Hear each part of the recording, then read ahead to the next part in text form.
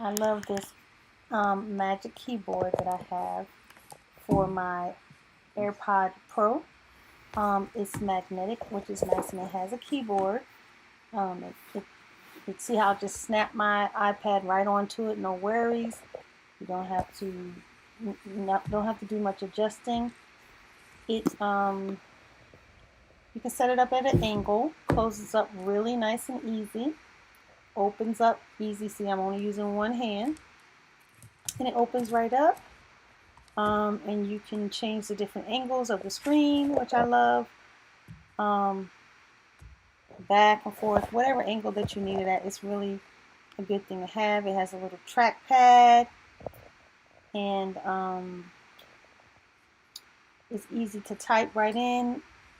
So it's just a really nice thing to have. It almost makes it seem like your iPad is a laptop. And so when my laptop was in the shop, I definitely was able to use my iPad and almost get most of my work done because it has a nice keyboard and it's nice and magnetic and it feels sturdy. It's just a good thing to have.